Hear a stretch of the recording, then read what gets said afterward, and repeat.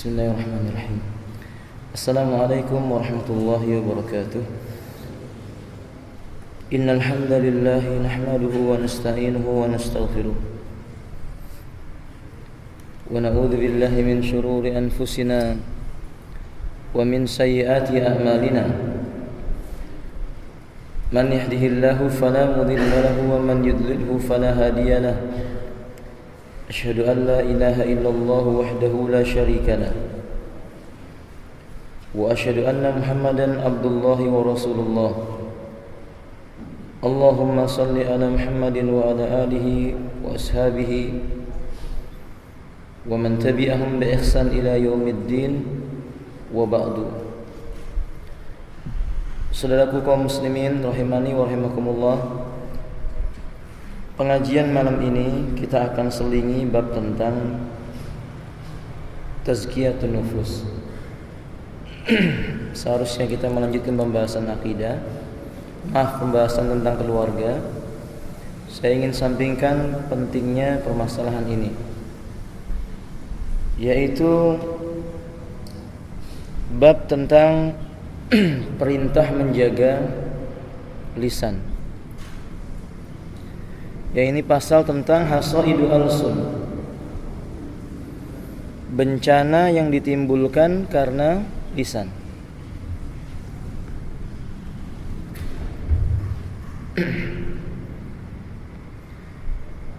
Tidak ragu lagi ikhwati rahimani wa rahimakumullah, lisan bagian daripada karunia Allah tabaraka wa taala, nikmat yang tidak bisa diukur dengan dunia. Dengan lisan manusia bisa mengucapkan kalam Allah. Dengan lisan manusia bisa memanjatkan doanya. Dengan lisan manusia bisa mengucapkan perkataan yang hak. Tapi ikhwati rahimani wa rahimakumullah, dengan lisan pula bencana itu datang. Maka Islam memerintahkan orang yang beriman menjaga lisan mereka. Allah berfirman tentang ciri orang-orang yang beriman dalam surah Al-Mu'minun. Qad aflahal mu'minun alladzina hum fi salatihim khashi'un walladzina hum 'anil lagwi mu'ridun. Sungguh beruntung orang yang beriman itu, orang-orang yang mereka di dalam salatnya mereka khusyuk, dan orang-orang yang mereka dari perkataan yang sia-sia mereka berpaling, karena mereka menyadari apa yang keluar dari mulut mereka akan diawasi dan dicatat, ditampakkan kepada mereka di yaumil qiyamah. Di dalam surah Qaf Allah berfirman, "Ma yalfidu min qawlin illa ladaihi raqibun atid." Tidaklah lafaz yang keluar dari sebuah perkataan melainkan baginya ada malaikat yang senantiasa mengawasinya. Setiap yang diucapkan oleh manusia itu akan memperberat timbangan keadaannya. Apakah lisannya memperberat kebaikan ataukah keburukan? Maka Allah katakan dalam surah Al-Isra, "Wala taqfu ma laisa laka bihi ilmun." Dan janganlah engkau berbicara, berbuat sesuatu yang engkau tidak memiliki ilmunya. Inna sam'a wal basara wal fu'ada kullu ulaika kana anhu mas'ula. Sesungguhnya pendengaran, penglihatan, hati yang ada dalam dada kalian itu semuanya akan dimintai pertanggungjawabannya oleh Allah tabaraka wa taala. Kalau manusia pada hari ini bisa berdusta dengan lisannya, di hari kiamat lisan itu akan berkata dengan kejujurannya, yauma tashhadu alaihim alsinatuhum. Pada hari itu lisan-lisan mereka menjadi saksi terhadap perbuatan mereka. Maka ikhwafil rahimani warahmatullah, Allah mensifati orang yang suka menggunakan mulutnya berbicara serampangan itu dengan kebinasaan. Wailul likulli humazatin lumazah. Celaka, neraka wail bagi setiap orang yang mulutnya suka mengumpat, mencela, memaki. Bahkan ikhwafillah rahimani wa rahimakumullah, Allah yang Maha Pengampun, Allah yang Maha Pemaaf, bila seseorang terdetik dalam hatinya belum diucapkan dengan lisannya, itu masih dimaafkan oleh Allah, masih belum dihitung sebuah dosa. Tapi bila suatu perkara telah dia niatkan dalam hatinya lalu diucapkan dengan mulutnya, ini yang akan menjadi sebab kebinasaan bagi dirinya. Rasulullah SAW bersabda dalam riwayat yang dikeluarkan oleh Imam Al-Bukhari, Innallaha tajawazu li ummati amma wasawisat aw hadasat bihi anfusuha ma lam ta'mal bihi aw takallam. Sesungguhnya Allah akan memaafkan sesuatu yang terdetik dalam bisikan-bisikan hatinya, selama dia tidak membuktikan dengan perbuatan anggota badannya atau diucapkan dengan mulutnya. Kalau manusia sudah mengucapkan dengan mulutnya, ya dia akan menanggung perbuatannya. Maka Nabi SAW menasihati sifat orang yang beriman yang benar, man kana yu'minu billahi wal yawmil akhir falyakul khairan aw liyasmut. Dikeluarkan oleh Al-Imam Al-Bukhari dan Muslim. Barang siapa yang dia beriman kepada Allah dan hari kiamat, hendaklah dia mengucapkan perkataan yang baik, atau jika tidak dia diam. Bagaimana Imam Nawawi mengomentari hadis ini dalam kitab Riyadhus Shalihin, beliau berkata, yadullu hadzal hadis ala anna la yanbaghi lil mu'min ay yatakallama bi kalimatin illa dhaharat fihi al maslahah fa idza nadhara fi kalamihi sawiyatan baina maslahatin wa madaratin fatarkuha aula li anna al mubahat yasiru ila al muharramat. Hadis yang kita baca tersebut menunjukkan tentang tidak pantas bagi orang yang beriman mengucapkan sebuah perkataan kecuali dia yakin sekali perkataannya itu mendatangkan kemaslahatan yang besar, kecuali dia yakin kemaslahatannya tampak. Bila dia memandang antara maslahat dengan mudarat nilainya sama, ucapan yang dia katakan itu ada maslahatnya, ada mudaratnya dengan timbangan yang sama, kata beliau, meninggalkan perkataannya itu, diam darinya itu lebih utama. Sebab berapa banyak perkara yang mubah mengantarkan kepada perkara yang haram. Kalau begitu keadaannya, maka ikhwafillah rahimani wa rahimakumullah, berarti menjaga lisan itu bukan perkara yang mudah, perkara yang berat. Abu Bakar As-Siddiq radhiyallahu ta'ala dalam riwayat Imam An-Nasa'i, dakhala alaihi Umar bin Al-Khattab wa kana Abu Bakrin yabki faqala Umaru madza tabki. Suatu ketika Umar menjumpai Abu Bakar dalam kondisi menangis. Ditanya oleh Umar, apa yang membuat engkau menangis? Abu Bakar diam. Summa akhadha bi nafsihi lisanahu, ditarik lisannya sendiri. Faqal, lalu beliau berkata, hada ya Umaru, ini wahai Umar yang membuat aku menangis. Wala adri abisababi hada liyal jannah walakinnani a'rif innama kasratul kalam sababu qaswatul qalbi.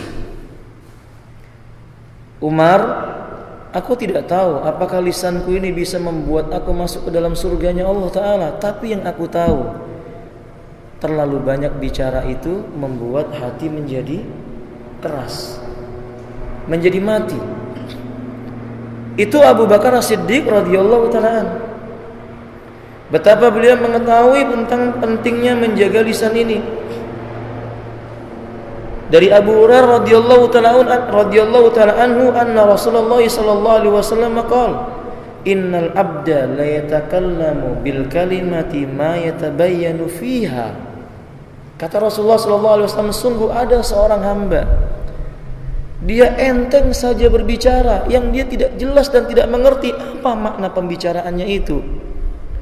Yazillu biha finnar, membuat dirinya terjerumus ke dalam api neraka. Ab'adu ma bainal masyriqi wal maghrib, lebih jauh jaraknya dibandingkan jarak timur dengan barat. Ada seorang hamba yang dia berbicara dengan mulutnya enak saja, semua dikatakan, semua diomongkan.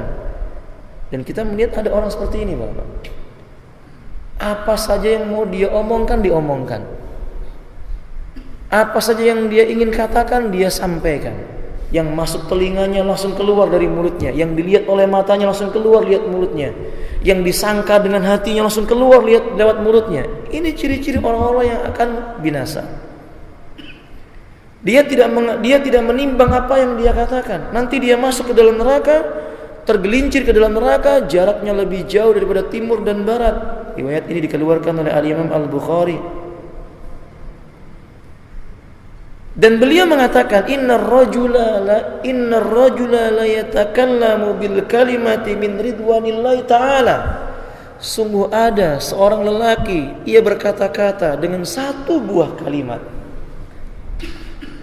yang mendatangkan ridhonya Allah Ta'ala. Ma kana yadunnu an tablugha ma balagat yaktubullahu lahu bi ridwanahu ila yaumi yalqah. Yang dia tidak menyangka bahwa perkataan itu akan menyampaikan dirinya kepada derajat yang tinggi. Allah tulis kalimatnya itu sembari keridhaan Allah terus datang kepadanya sampai hari dia berjumpa dengannya. Satu kalimat. Tapi kata Nabi berikutnya, wa innar rajula la yatakallamu bil kalimati min sukhtillahi. Sungguh ada di antara lelaki yang dia berkata-kata dengan sebuah kalimat yang mendatangkan murkanya Allah Ta'ala. Maka yadunnu an tablugha ma balagha. Dia tidak menyangka ucapannya itu akan terus-menerus menghinakan dirinya. Yaktubullahu lahu biha, Allah akan tulis perkataannya itu sembari mendatangkan sukhtu ila yaumil qiyamah. Murkanya Allah terus mengalir kepada dirinya. Bapak, dulu ada seorang lelaki dari kalangan ulama yang bernama Sufyan bin Uyainah.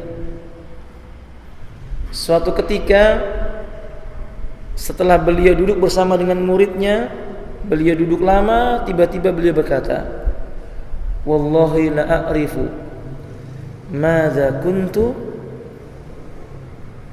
la na'khudha syai'an minal birri aw naqisan aw khasiran. Sekarang saya sadar, demi Allah, kenapa hari ini dan kemarin setiap saya jualan, berdagang gak pernah untung, selalu rugi. Kenapa saya sadar sekali kenapa ketika saya jualan rugi, setiap jualan rugi, gak pernah dapat keuntungan. Kata beliau, takallamtu ala rajulin yauman ya muflis. Suatu ketika saya pernah melihat ada orang lewat, karena memang orang itu melakukan sebuah kejelekan, tanpa sadar mulutku berkata, hai kamu si bangkrut. Gara-gara dia berkata, wahai kamu orang yang bangkrut. Padahal maksud beliau, alangkah lebih baiknya kalau saya mengucapkan kepadanya, hadaniyallahu wa iyyak, semoga Allah memberiku dan memberimu hidayah. Tapi ketika itu beliau mengatakan, kamu wahai si bangkrut. Kata Sufyan, ini hukuman Allah buatku. Ini hukuman Allah buatku. Aku pernah berkata, wahai si bangkrut, maka Allah tunjukkan aku jadi orang yang selalu bangkrut ketika berjualan. Bapak, yang menakjubkan dari kita, lihat lelaki soleh ini. Kita tidak memujinya mendahului Allah Tabaraka wa Ta'ala, tapi lihat, orang soleh itu sedikit kesalahannya, tapi dia mengenalinya. Ketika dia melihat mengapa Allah berbuat begini terhadapnya, dia koreksi diri, langsung dikenali dosanya apa. Padahal dosanya sedikit. Coba kita lihat diri kita. Kita seling memaki, mencela, memburukkan sesuatu, benda yang tidak ada salah kadang dicaci dan dimaki. Bahkan tidak jarang memaki ad-dahru, masa. Hujan turun, kita sering berkata hujan terus. Panas terik, dia berkata panas terus. Dia mencela masa. Padahal dalam riwayat yang sahih Nabi menyebutkan la tasubbud dahr. Innallaha wad-dahr. Qala Allah tabaraka wa ta'ala, inna abdi adani yasubbuni wa yasubbud dara wa ana uqallibul laila wan nahar. Kata Nabi sallallahu alaihi wasallam, kama qala alaihi salatu wassalam, jangan sampai kalian mencela masa, karena Allah itulah yang menciptakan masa. Sungguh Allah berkata, hamba-hambaku telah menyakiti diriku dengan mencela masa, padahal akulah yang membolak-balikkan siang dan malam. Hadis ini menjelaskan mencela hujan, mencela panas, gerah dan semisalnya, itu tidak disukai dalam Islam. Tidak dibenarkan dalam Islam kalau dia mencela dan memaki masa, tidak dibenarkan dalam Islam. Dan itu menjadi sebab lisannya, menjadi sebab hatinya keras karena mulutnya yang asal berbicara saja. Saudaraku kaum muslimin rahimanillah, kalau saja setiap kita mengerti bahwa menahan lisan itu pahalanya besar, dia termasuk jihad. Bal min afdalil jihad, kata para ulama. Bahkan kalau kita bisa menahan lisan kita, ini termasuk jihad yang paling afdal, jihad yang paling utama. Lihat, Fadalah ibnu Ubaid mengatakan, qala Rasulullah sallallahu alaihi wasallam, Rasulullah berkata, al-mujahidu man jahada nafsahu fi ta'atillah. Seorang mujahid yang sejati, orang yang bersungguh-sungguh mengendalikan hawa nafsunya untuk senantiasa di atas rel ketaatan kepada Allah Ta'ala. Bapak, mengendalikan mulut untuk bisa tidak memaki, itu perjuangan yang berat. Pada hari ini di negeri kita ini, di Balikpapan, coba Bapak lihat di siang hari atau pagi hari atau sore hari, ketika di jalan raya, hampir tidak ada orang yang selamat dari kejelekan mulutnya atau dari kejelekan mulut orang lain kecuali yang dirahmati oleh Allah Ta'ala. Coba Bapak perhatikan, sudah mulai hilang kesabaran manusia. Lampu merah, mobil yang di depan mungkin mogok, di belakang sudah mencaci maki, mengumpat, menjelekkan. Naik kendaraan diselip oleh kendaraan yang lain, memaki-maki, padahal belum tentu yang dimaki juga mendengar. Tapi dia sudah rugi, apa yang keluar dari mulutnya dicatat oleh malaikat. Imam Ahmad ibn Hanbal menyebutkan, fa'lamu innal kalama yunaqqisul umr. Ketahuilah olehmu, pembicaraan itu membuang waktu, mengurangi umur. Jadi maksudnya kalau kita berbicara lalu umur kita berkurang dengan sebab pembicaraan kita, jika pembicaraannya itu baik, itu timbangan kebaikan. Tapi alangkah meruginya kalau manusia mengumpat, mencela, memaki, umurnya sudah berkurang, dicatat apa yang dia ucapkan dan tidak menambah timbangan kebaikan. Saudaraku kaum muslimin rahimani wa rahimakumullah, karena itu Nabi SAW, kita tidak pernah menjumpai Nabi itu marah sambil memaki, tidak pernah. Mari kita lihat, Anas bin Malik radhiyallahu ta'ala menyebutkan, dari Anas bin Malik radhiyallahu ta'ala, beliau menyebutkan dengan kalimat yang sangat indah, ma masastu dibajan wala hariran alyanu min kaffi Rasulillah sallallahu alaihi wasallam. Saya belum pernah menyentuh sebuah kain sutra atau kain yang sangat halus yang mengalahkan kehalusan telapak tangannya Rasulullah. Apa maksudnya Bapak? Beliau tidak pernah menempeleng orang. Beliau tidak pernah memukul orang. Tanya sama kita, gimana kita dengan anak kita? Gimana kita dengan binatang peliharaan kita? Gimana kita dengan bawahan kita? Atau orang yang menjadi teman yang mungkin dia bersalah kepada kita. Lalu kata Anas bin Malik radhiyallahu ta'ala selanjutnya, wala syamamtu raihatan qad atyabu min raihati Rasulillah sallallahu alaihi wasallam. Saya tidak pernah mencium sebuah wewangian yang bisa mengalahkan, yang lebih wangi dibandingkan apa yang datang dari Rasulullah sallallahu alaihi wasallam. Jasad Nabi itu wangi. Lalu yang berikutnya beliau mengatakan, walaqad khadimtu Rasulullah. Saya ini pernah mengabdi menjadi pembantunya Rasulullah asara sinin, selama 10 tahun. Fama qala li qad, tidak pernah sekalipun Nabi berkata kepadaku, "Uf, apa kamu ini?" Enggak pernah. Wala qala li, tidak pernah beliau mengatakan kepadaku li syai'in fa'altu, ketika aku melakukan sesuatu, lima fa'alta. Enggak pernah Nabi berkata kepada beliau, "Apa-apaan yang kamu lakukan ini? Kenapa kamu begini?" Enggak pernah. Wala li syai'in lam af'alu, dan beliau tidak pernah mengucapkan kata-kata sedikit pun ketika aku tidak melakukan sesuatu karena aku enggak tahu. Allah fa'alta kada, kenapa kamu enggak lakukan ini? Kenapa kamu lakukan itu? Nabi enggak pernah begitu. Kata Anas, Nabi melakukan sesuatu sehingga aku merasa malu. Jadi Nabi itu bagaimana Bapak? Mencontohkan. Nabi lakukan, dilihat oleh Anas, besok diikuti oleh Anas.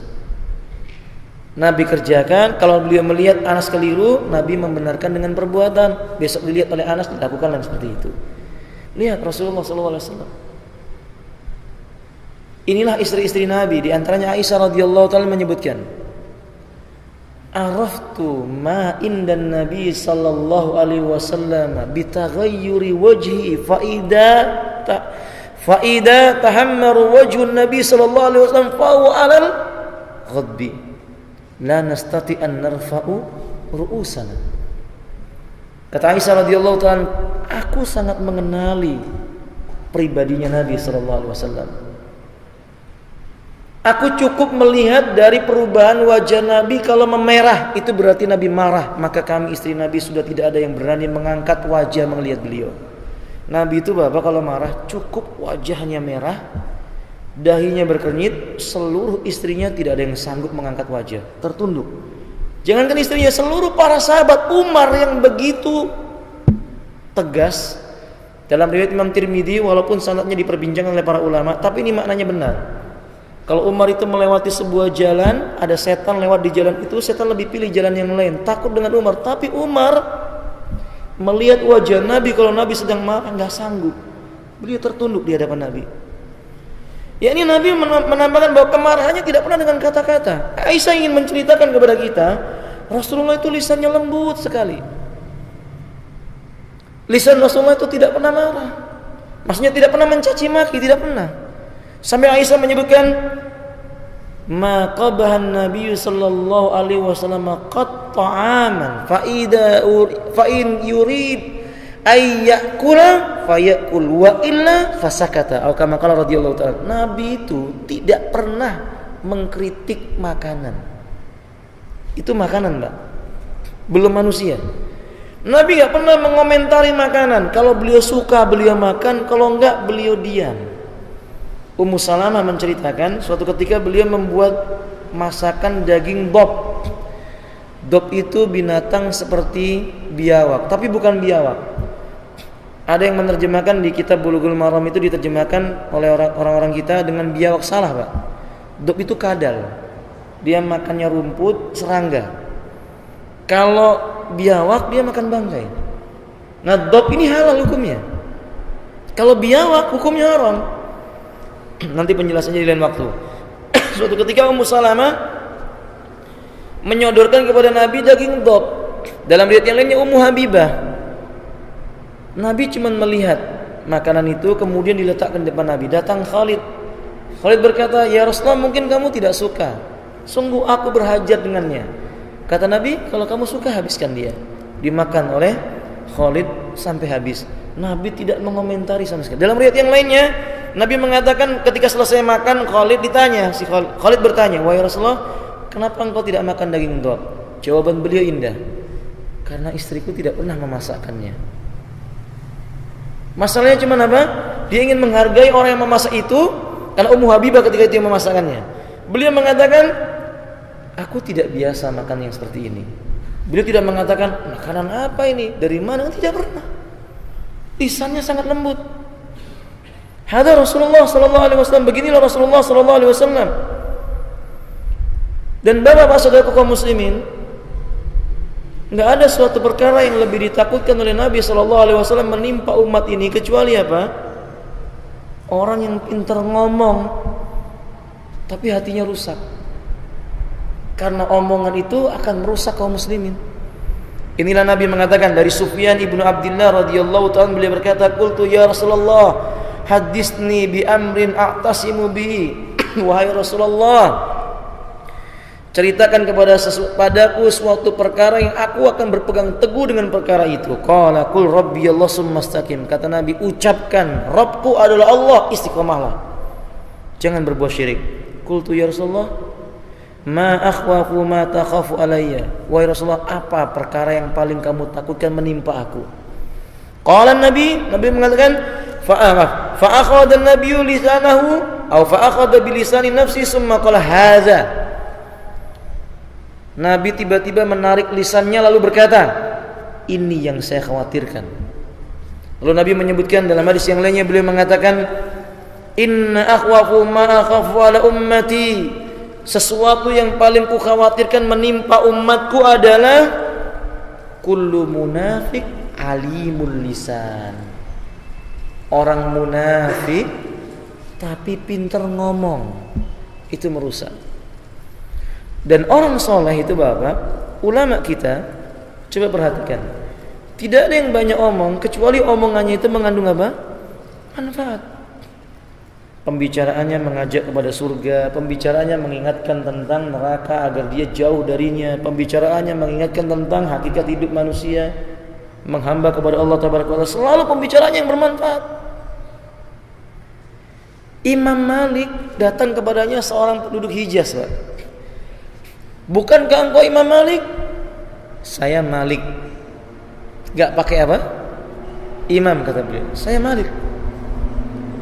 Aku ingin bertanya kepadamu 10 perkara." Lelaki itu berkata, soal pertama, soal kedua, soal ketiga, sampai 10 disebutkan. 1, 2, 3, 4, 5.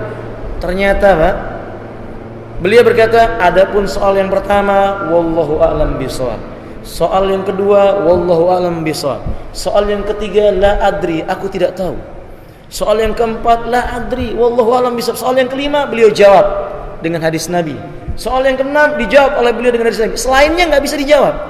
Akhirnya orang ini bertanya, "Apakah kamu ini benar-benar Imam Malik?"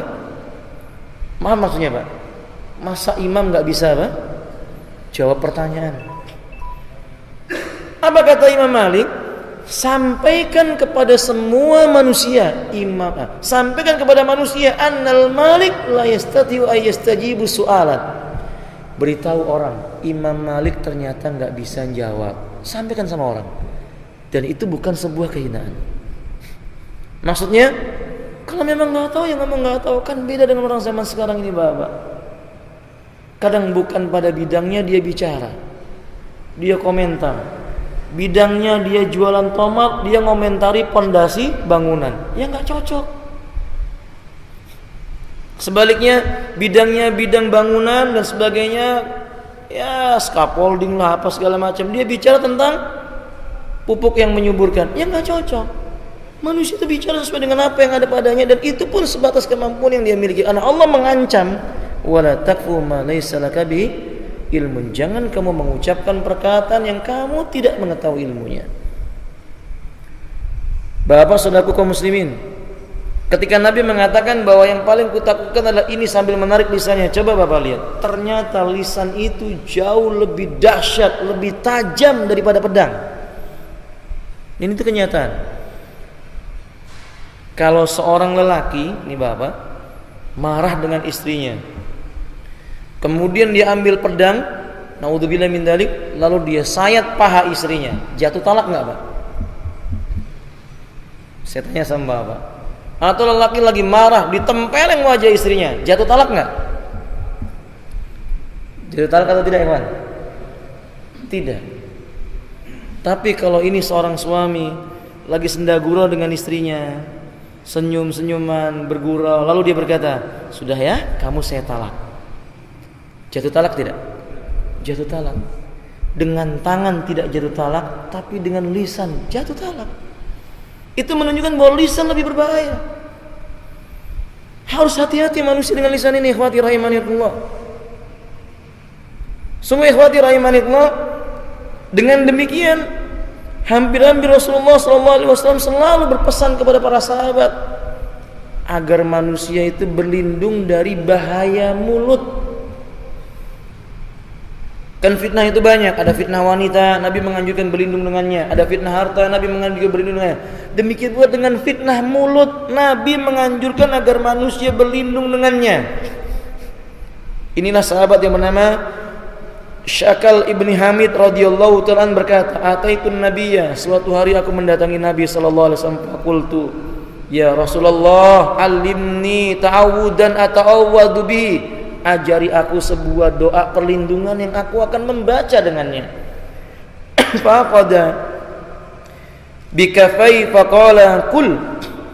Beliau menggunakan tangannya menarik sahabat ini, lalu kata beliau begini, doa. Baca, Allahumma ya Allah, inni sungguh aku a'udzubika, berlindung denganmu, min syarri sam'i, dari jeleknya pendengaranku, wa min syarri basari, dari jeleknya penglihatanku, wa min syarri lisani, dan dari jeleknya lisanku. Dalam riwayat Imam Ahmad Bapak, setiap pagi Nabi menyebutkan anggota tubuh manusia itu berkata, tangan, mata, telinga, kaki, perut berkata kepada satu benda yang disebut dengan kolbu. Ya kolba, alaika bi khairin, innama nanu muta'alliqun bik. Wahai hati, engkau harus berada di atas kebenaran, karena kami, tangan, kepala, mata, telinga, perut, itu tergantung kamu baik atau enggak. Tapi ternyata hati ini, dia berkata kepada lisan, wa ya lisan, innani muta'alliqun bik. Wahai lisan, saya sangat tergantung dengan dirimu. Maka Bapak lihat, baik dan tidaknya seseorang itu kadang dinilai dari mana Bapak? Lisan. Kalau saya boleh mengambil ucapannya orang Jawa, luruskan kalau salah ya Pak ya, tolong dibenarkan. Apa kata orang Jawa itu Pak? Ajining diri soko, mana orang Jawa Pak? Ada orang Jawa di sini ya? Ajining diri soko apa? Soko ladi.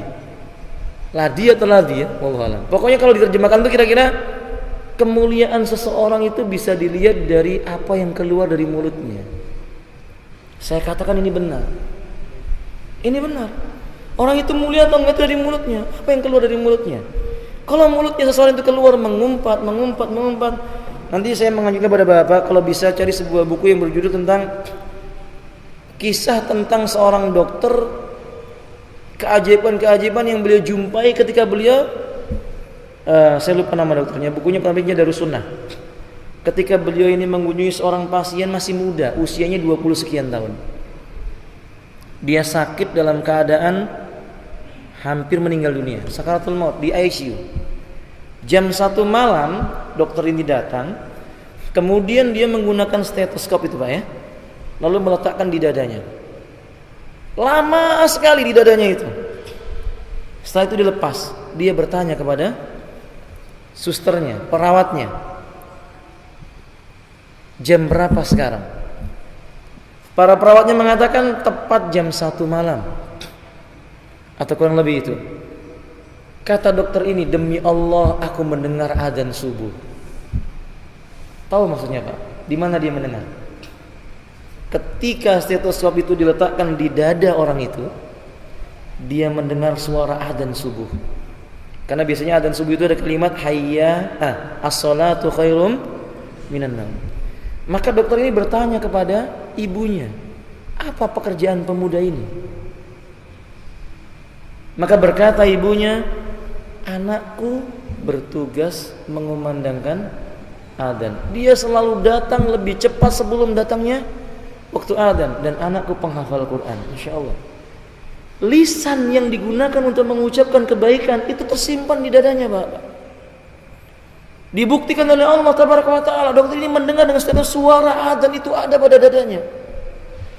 Itu cukup bagi kita untuk mengingatkan bahwa mulut itu membawa kebaikan hati. Begitu pula sebaliknya. Dan ini saya menyaksikan. Saya menyaksikan dengan mata kepala saya. Saya mendengar dengan telinga saya. Ketika ibu kami, mertua kami sakit di ruang ICU, sebelahnya juga ada orang yang sakit. Yang menggelisahkan kami di sebelah. Sebentar-sebentar mengucapkan kalb, khinzir, kirdun.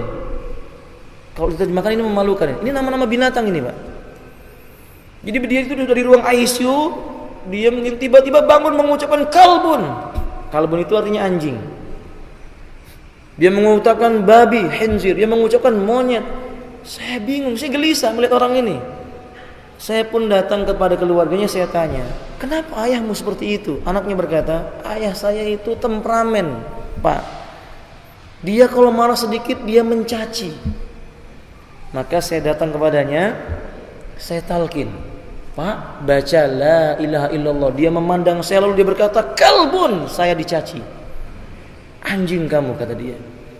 La ilaha illallah. Coba lihat Bapak, mulut manusia itu terbawa. Dan kita harus patut berhati-hati. Apa yang keluar dari mulut ini itu akan terbawa pada kematian seseorang. Di dalam riwayat Imam Ahmad, Nabi menyebutkan aksiru bi kalimatin la ilaha illallah wahdahu la syarikalah lahul mulku wa lahul hamdu wa huwa ala kulli syai'in qadir. Perbanyak oleh kalian mengucapkan la ilaha illallah wahdahu la syarikalah lahul mulku wa lahul hamdu wa huwa ala kulli syai'in qadir. Nabi mengucapkan di pagi hari 100 kali, sore hari 100 kali. Ini Nabi, Pak. Kalau kita terbiasa dengan lafaz ini, insyaallah akhir kehidupan kita akan mengucapkan kalimat yang baik. Tapi kalau orang kerjanya marah mengumpat, marah sedikit mencela, naudzubillah. Demi Allah saya melihat itu pelajaran besar. Pelajaran besar dalam diri kami. Sampai berpikir, naudzubillah, mudah-mudahan orang ini diberi hidayah oleh Allah Tabaraka wa Ta'ala. 2 kali saya menyaksikan itu, Pak. 2 kali, satu di rumah sakit umum, satu di rumah sakit restu ibu ketika itu. 2 kali sama. Memaki, cuman yang satu laki-laki, yang satu perempuan. Naudzubillah min dzalik. Naudzubillah. Makanya saya berpesan kepada diri saya, kepada saudaraku kaum muslimin, lisan ini gunakan dengan kebaikan. Ibnu Qayyim rahimahullah ta'ala menyebutkan la yajtami'u fi lisanin wahidatin kalamun ahabbullahu ta'ala ilaihi wa kalamun ghadiballahu ta'ala alaihi. Enggak mungkin dalam sebuah lisan itu bisa bercampur antara perkataan yang disukai oleh Allah dengan perkataan yang dibenci oleh Allah. Kalau ada orang baca Quran tapi habis itu dia suka mencaci dan memaki, pasti bacaannya nggak benar.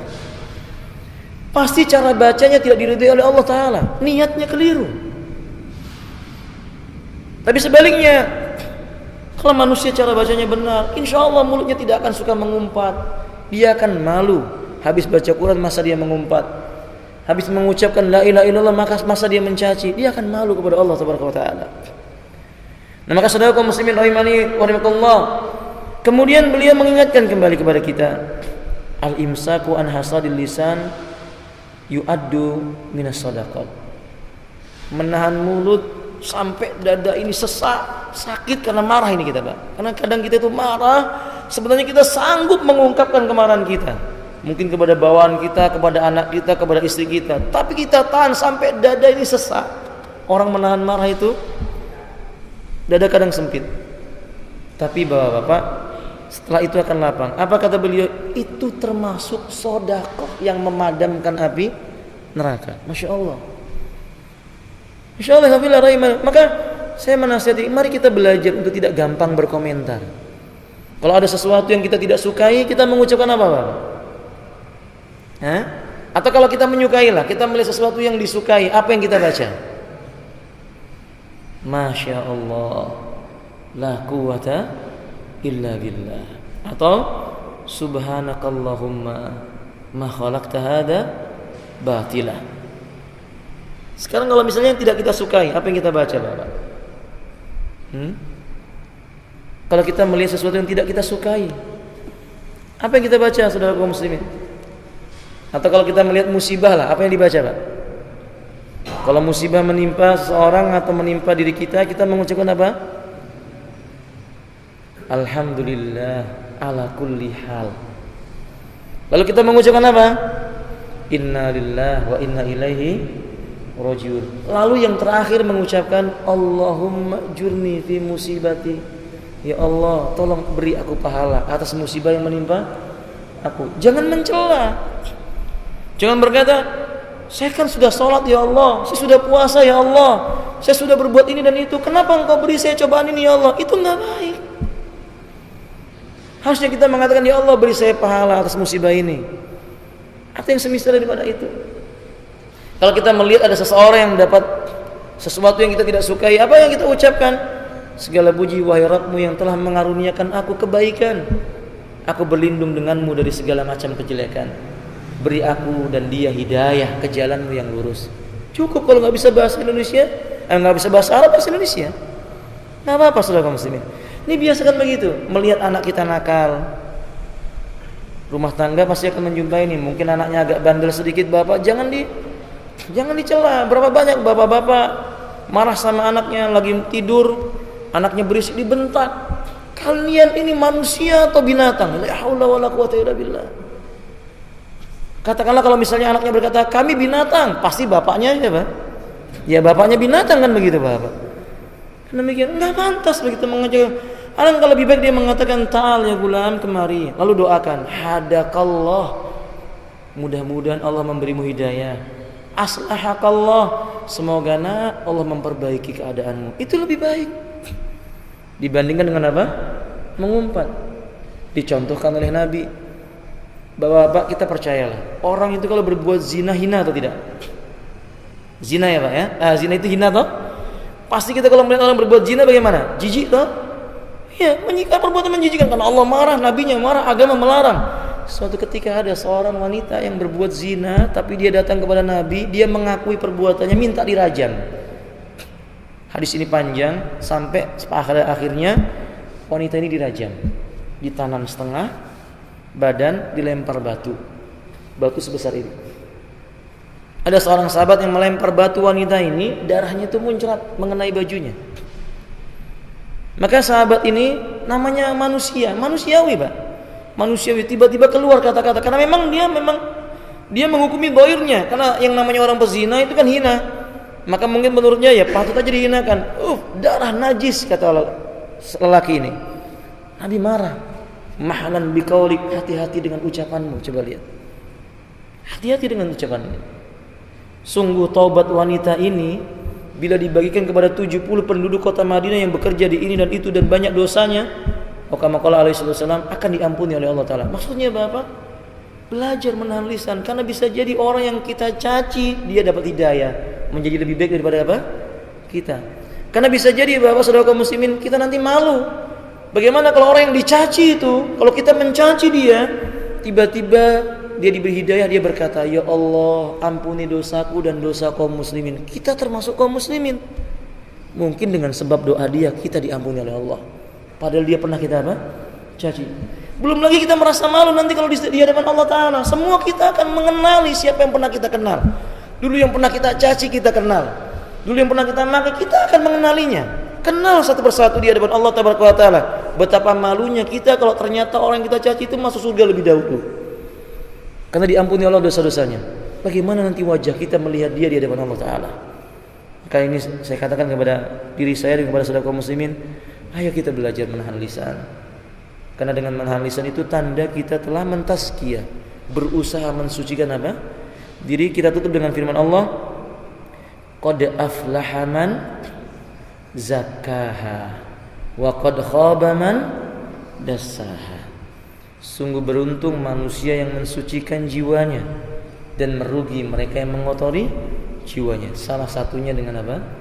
Mengendalikan lisan. Semoga Allah memberi kita lisan yang lurus, lisan yang berkata lemah lembut.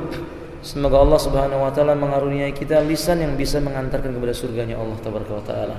Allahumma ighfir lana wa liwalidayna warhamhuma kama rabbayana shighara. Allahumma inna na'udzubika min syarri sima'ana wa min syarri alsinanina wa min syarri absarina wa min syarri ya rabbal alamin min alsanina.